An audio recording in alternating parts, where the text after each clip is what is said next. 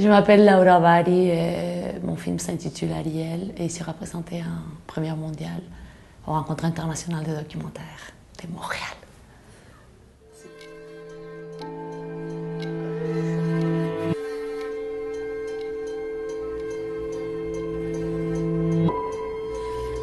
A pesar de como todo lo que me ha pasado,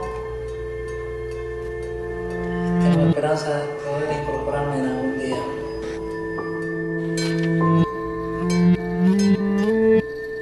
Ariel, c'est un homme qui, il y a à peu près 10 ans, il réparait une machine industrielle à pétrir le pain. Il a levé le couvercle de la machine, il l'a trébuché et il a démarré la machine en faisant en sorte qu'elle lui triture les deux jambes. Puis quelques années après, on a commencé un projet parallèle ensemble. Il a commencé à faire ses jambes pour apprendre à marcher à nouveau, pour apprendre à savoir qui il était sans jambes. Et j'ai fait le film. Plus exacerbé est la métamorphose ou la transformation de ces personnages qui est pour moi un survivant. Plus les défis narratifs de pouvoir inclure ce qui est constructif et ce qui est destructif dans la personnalité est plus grand. Alors il fallait trouver une façon d'aller dans ces extrêmes sans perdre le fil. Donc pour construire l'univers intérieur, ses peurs, ses rêves, ses colères, sa violence, sa tendresse et tout ça. Et je me suis proposé de faire un parcours de sa génétique, les endroits où il avait été, où ses parents avaient été pendant son enfance. Chose que dans ces chocs qui peuvent être esthétiques, sensoriels, ou même de l'ordre de la mémoire, même de l'ordre de l'information génétique, et ça produit quelque chose. Et si l'on veut, il y a un nœud créatif ou affectif qui va faire en sorte qu'il se sent mieux, qu'il s'est transformé et qu'il continue avec ses projets.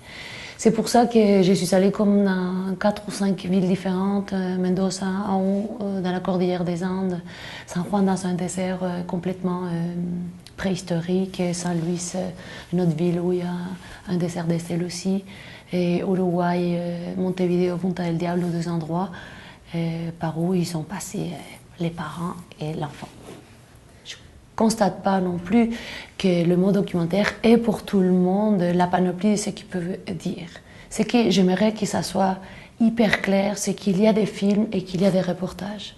Et quand il y a des films, peu importe le style que tu empruntes pour raconter cette histoire-là, tout est valable. Alors que ça continue à questionner qu'il y a une métaphore ou il y a une vérité qui est dite métaphoriquement, par exemple, dans ces lieux immenses, ces landscapes où les personnages, je lui propose de rentrer dans le... Je voulais raconter l'histoire universelle des prothèses, mais on peut prendre 10 heures ou on peut prendre la plus brève histoire universelle des prothèses que j'ai écrite pour qu'une magnifique artiste des dessins l'anime. C'était non seulement au niveau de l'information, sinon pour pouvoir avoir une idée de la transformation dans les 5000 dernières années. C'est pour ces faits aussi que j'essaie d'éviter et de faire converger les arts dans ces possibilités qui est le cinéma. Donc il y a des sculptures, il y a des installations, il y a de l'animation et il y a bien sûr le quotidien qui c'est nos racines. C'est ça qui fait en sorte qu'une histoire peut être universelle, parce qu'on est dans la cuisine, parce qu'on est dans le lit, ou parce qu'on est dans la rue, et on peut en même temps voyager et rester soi-même. Au niveau de la trame sonore, elle est en soi un autre personnage, et j'ai travaillé d'une façon très étroite en collaboration avec Florencia Di Concilio, qui c'est une compositeur incroyable, amie et intelligente totale. Et j'ai dit non mais regarde, on va faire comme ça, je t'envoie pas des images, tu vois pas le film, je t'envoie des poèmes et des sons.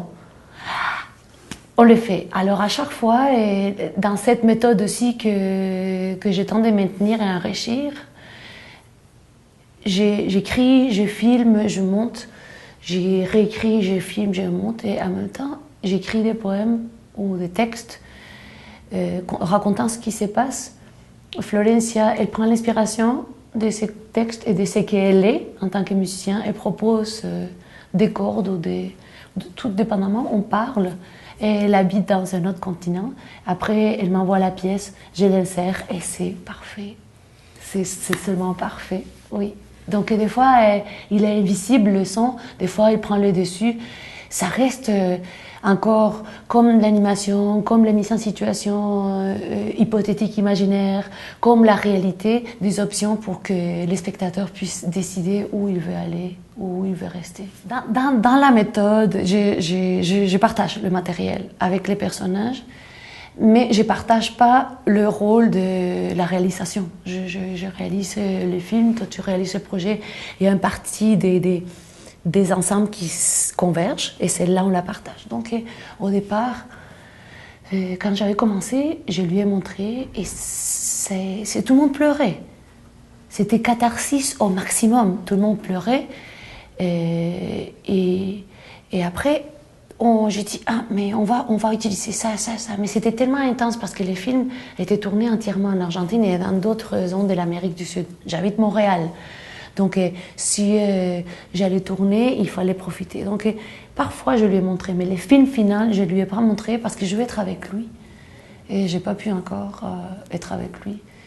Parce qu'il peut me serrer dans les bras, il peut me casser la gueule, je ne sais pas qu'est-ce qui va se passer, mais certainement... Et ça fait partie du processus de création. Des fois, il me disait « Non, mais là, pourquoi t'as arrêté la caméra ?» Parce que je pensais que c'était assez. Donc non, j'ai dit « Je pensais qu'on avait assez. » Mais c'était intéressant de pouvoir partager, mais non, c'est pas encore pertinent de regarder le film si je ne suis pas avec lui pour le contenir physiquement. La relation... avec ces personnages, elle est très vieille. Elle est très vieille, je les connais depuis qu'il est né. Et on a passé par différentes étapes. Donc l'enfance, on l'a partagée. Après, je suis partie quand il était adolescent. Je suis partie à l'Argentine. Et quand je suis retournée pour les voir sans jambes. Donc c'était comme toute relation, on se rencontre, on se surprend. On apprend à se respecter, on apprend à s'aimer dans les nouvelles différences. Et on s'engueule, on se rapproche. Et maintenant, on est super heureux et comblés de chacun avoir terminé chacun son projet. Lui, il a terminé le prototype de ses premières prothèses. Et pour ce faire, il devait se réhabiliter affectivement, psychologiquement et physiquement. Ce qu'il m'a dit qu'il n'aurait pas fait si on n'avait pas fait ces projets-là. Donc c'était le but de l'intervention à travers l'art. Donc ça va très bien dans ce sens-là. On est heureux, mature, mais pas fusionné.